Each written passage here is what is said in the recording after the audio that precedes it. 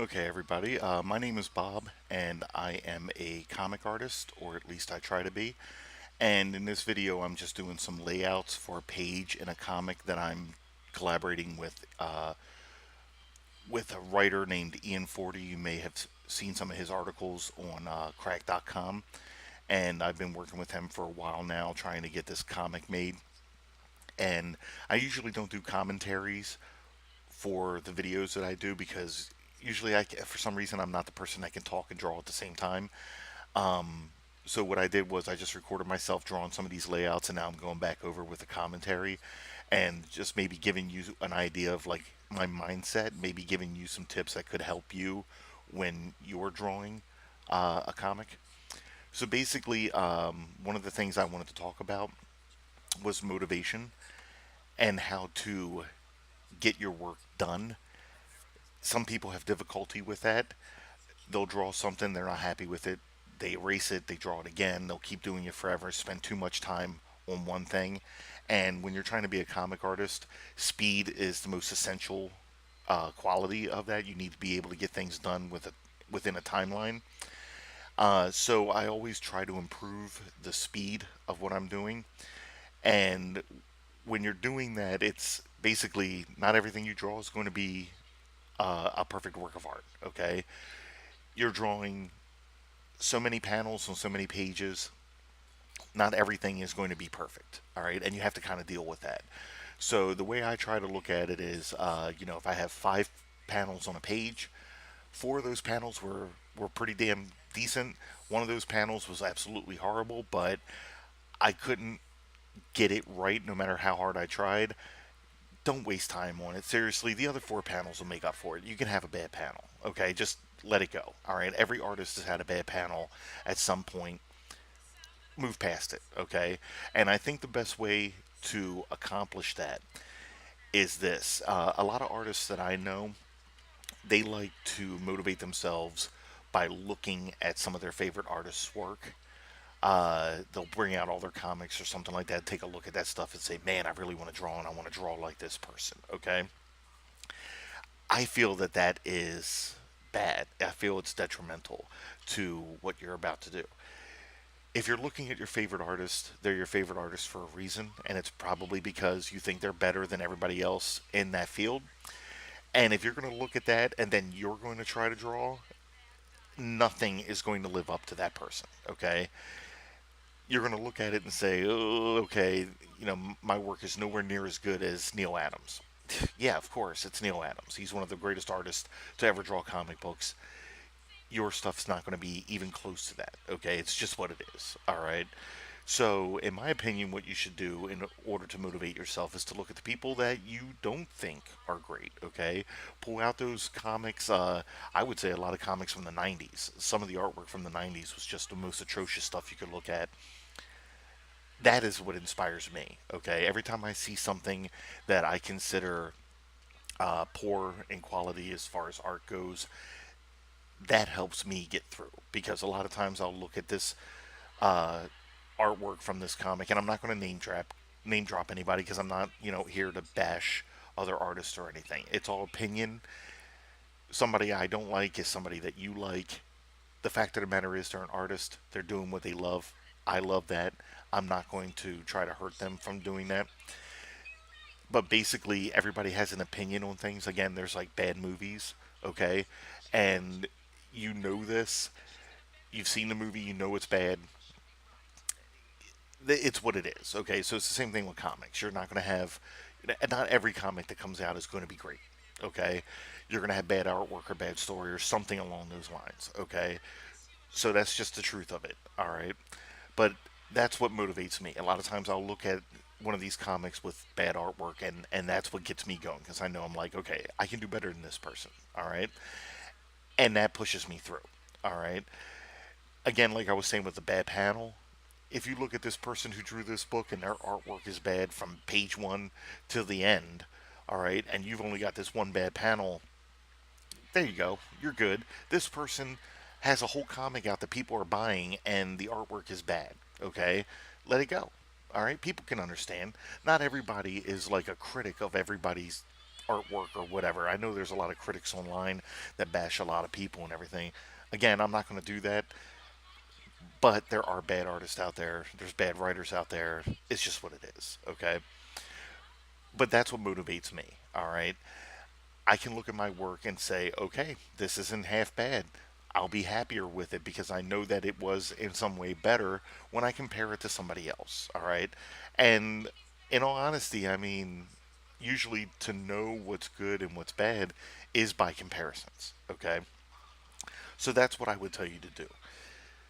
Look at the people you don't like in comics. All right. See what they're doing. It's easier to point out their mistakes when you're looking at the stuff that they did than it is to point out your own mistakes, but it'll also help you see your own mistakes more and make sure that you don't make the same mistakes that they did. Okay? You'll get proportions right, you'll get anatomy correct, things like that. Okay? So I just feel like, that's a good motivation tactic is to do it that way.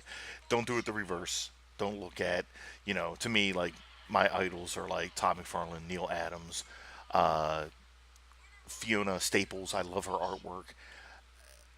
I can't look at their art before I start drawing. If I do, I'm just going to be like, well, I'm not as good as them. There's no point in even trying. Okay? I can't go into it with that kind of mentality. I need to think that I'm good in some way. And I guess it helps me when I say that I'm better than this other person or something like that. Maybe that's a crappy thing, but it's what it is. All right? And I think a lot of people can at least relate to that in some way. All right?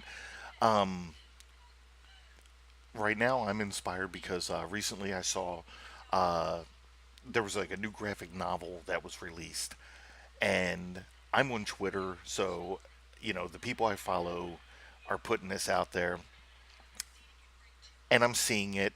And again, I'm not going to name drop, okay, uh, and tell you like what graphic novel it is or who had anything to do with it. I'm not going to do that. The point of the matter is, the book wasn't good. Okay, it wasn't good in any aspect. All right, people were tearing it apart on Twitter, and to be honest with you, when I saw this, I got curious about it, so I checked it out myself. And in all honesty, again, it's not good. Okay, that was complete and total motivation for me. It made me feel so much better about my work that I do.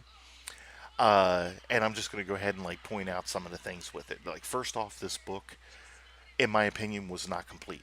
Okay, as far as the artwork goes, I don't know if the artist had a deadline that he wasn't able to achieve, if he bit off more than he can chew. As far as I know, he was the only one who was doing the artwork. He was doing all of it. That is a hard thing. This is why monthly titles have a penciler and an inker and a letterer and a colorist, okay? It takes all four of those people to produce something good each month instead of putting the whole task on one person, okay? Not everybody has the skill to do that, all right? This person looked like he drew the whole book himself, but again, it was kind of half-assed, okay? Some of the panels are just pencil sketches. Some of them are just like the layout. Uh, you can still see some of the shapes that were on there that were like weren't erased. Some of them are half inked. Some of them are fully inked. Again, maybe he just didn't have enough time to complete it in the way that he would have liked to. Maybe there was a deadline or something like that, and he did what he could to finish it. I will congratulate him. He drew an entire graphic novel. That's something I haven't done. Something I'm trying to achieve myself right now. So he definitely accomplished something I didn't do. But in that sense, also, if you're selling a product, because apparently people paid for this, and apparently they paid like a large amount of money for something like this, more than you would for something from the mainstream, I would feel a little disappointed if I looked at it and said, you guys did not put your heart and soul in this at all. You guys half assed it to get it out there quick, and that's it. Okay? So, okay, the artwork. Again, it was half assed. But not only that, a lot of the proportions were just incorrect. For some reason, everybody had a big head. Okay, so that was very weird to me. Um, the writing, the writing was poor. Okay, it's as simple as that. The dialogue was just you read it and you're like, oh, this dialogue. If you read something out loud, it should sound natural, and it does. It just doesn't. Okay, and then here's something I don't usually do. I don't usually talk about letterers. Okay, This book actually helps you realize the importance of letterers. Okay, again, something I never really realized. To me, there was only two letterers I ever knew about that I thought were good. One was Dave Sim. I think he's a genius when it comes to lettering. Uh, and another one was Tom Warzakowski. I believe he used to be the letterer on Spawn and with some of the other image titles. And those were the only two letterers that ever stood out to me when I was reading a comic. And it's because they did things differently. They had words stand out. You really felt the emotion that you were supposed to be experiencing when reading those words. This person, the writer, who was also apparently the letterer, and as a writer, you should kind of know how you want these words to be read, and you should have a way of expressing that in your lettering. But he didn't seem to do that. Everything is just regular type. Even when somebody were to scream, it's not like a scream, it's just same size font in a regular speech bubble, and it kind of looks just funny. Okay, it's not. You don't get the impression that this person's screaming their head off for any reason. It kind of just looks like they're saying "a," and that's it. Lifeless, bland, and that's it. So yeah, so apparently letterers are important. I'm going to be the person who was just like, I never cared about lettering before, but now after seeing this book, that's something I definitely want to try to improve on, and make sure that I do my lettering correctly. And not only that too, but the writing. Like all the characters were one thing. They were just these cliched one-dimensional characters, and I'm sorry, but like humans are more than one thing.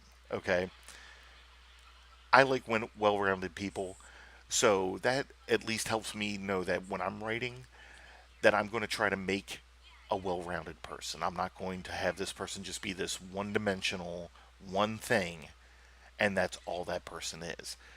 It's kind of boring. It's kind of bland. You could do better, you know. All right. So with that, we're nearing the end of this video, and you can subscribe to these videos. I'm going to try to put them up as much as I can. I just can't promise when that's going to be. You can follow me on Twitter at Night Terrors Bob. And basically, that's it. So if you want, leave some comments in the comment section below, and have a good day.